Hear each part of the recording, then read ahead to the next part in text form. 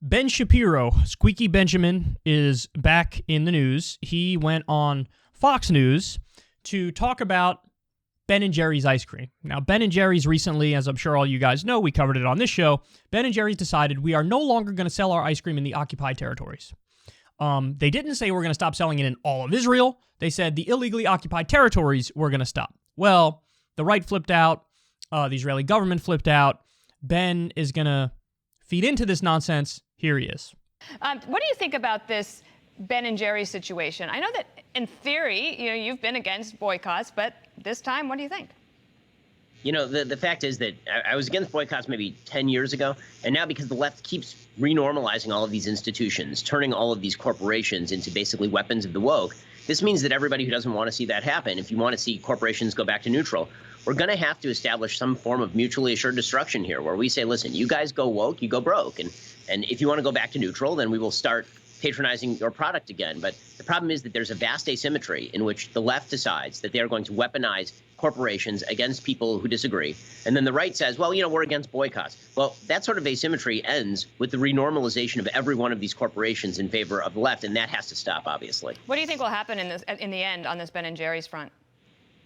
It seems like Unilever has no incentive to continue broader boycott of Israel. I think that states are going to start using anti-discrimination laws to crack down on Ben & Jerry's. And for folks who don't understand that, states do have the wherewithal to crack down on corporations that violate, for example, anti-discrimination laws with regard to racism. That's also true for anti-Semitism. That is why Ben & Jerry's is running afoul of the law in certain states.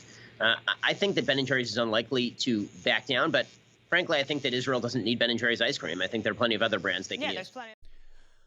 Holy shit, that is amazing. There's so much to say about that. So, I like how in the beginning, they're like, Dana Perino's like, well, you say you're against boycotts, and Ben's response is basically like, yeah, in theory I was against boycotts, but now I'm not, because I like this boycott. Jesus Christ, this is amazing.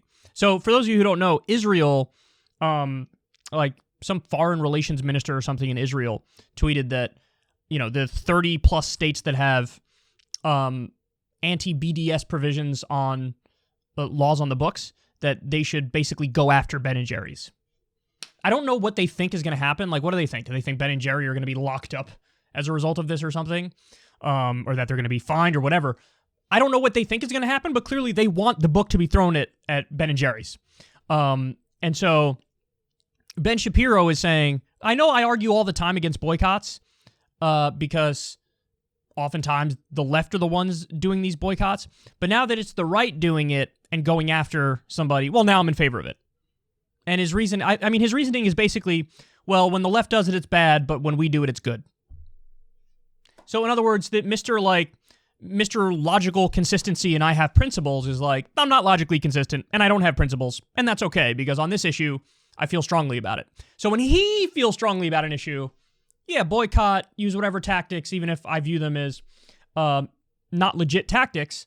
But when the left does it, oh my God, he'll go on an hour-long rant about how this is tyranny and this is terrible and they're hypocrites and all that stuff. Now, the other point is, Ben and others are pretending like Ben & Jerry's doing this, like Ben & Jerry's are doing cancel culture or something. They're not doing anything remotely resembling cancel culture.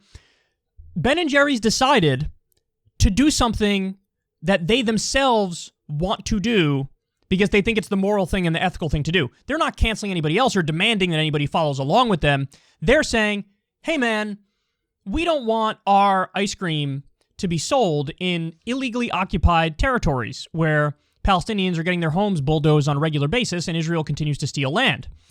I mean, that's effectively the same thing as if Ben & Jerry's comes out. Now, I don't know if they sell Ben & Jerry's in Saudi Arabia, for example, but if they came out and said, well, we don't want to sell it to the Saudi government because the Saudi government beheads people in the public square for witchcraft and apostasy and sorcery and whatever the fuck, drug smuggling. My guess is, if Ben & Jerry's said that, Ben Shapiro would not say this is Ben & Jerry's doing cancel culture. He would say they don't want to sell ice cream to murderous dictators. They don't want to sell ice cream to settler colonialist illegal occupiers. That's their decision. They're not telling anybody else to do anything. This isn't remotely resembling cancel culture. This is them following their own conscience. Now, you don't have to like it, you don't have to agree with it, but it's certainly not woke or cancel. This is their trick now. The right loves to say anything they don't like is just wokeness.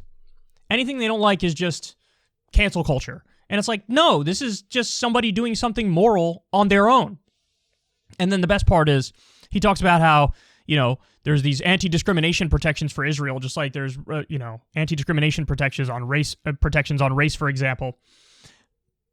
Imagine believing that this could be invoked here. They're not saying we don't want to sell Ben & Jerry's ice cream to Jews. We don't want to sell Ben & Jerry's ice cream to people of color or trans people. That would probably be a violation of anti-discrimination protections. They're saying we don't want to sell it in the illegally occupied territories. They're not even saying we don't want to sell it in all of Israel. They're just saying in the illegally occupied territories, where it's very clear there's a violation of international law going on and it's continuing. And Ben, what's he doing? He's immediately making the comparison and invoking this idea that it's bigoted. What they're doing is bigoted. What they're doing is xenophobic. What they're doing is, akin to racism, very similar to racism. What they're doing is an unfair form of discrimination against an oppressed peoples, namely, in his mind, the illegal settler colonial people are the oppressed people. I mean, I said it before, I'll say it again. Glenn Greenwald makes this point all the time. It's supremely ironic that people like Dave Rubin and Ben Shapiro and others on the right, they always claim their whole thing is like, we're against cancel culture.